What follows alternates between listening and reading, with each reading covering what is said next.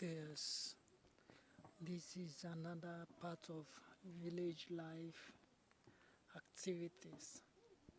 As you can see from here,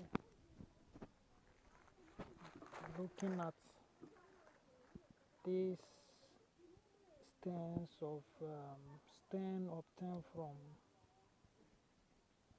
Guinea corn, you can see the one that from the farm where the stem was cut. You can see, yes. So this is from here, the stem from here that was prepared.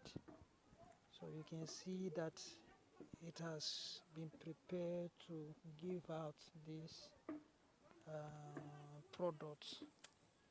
You can see. So as for this one now, you can see how it is.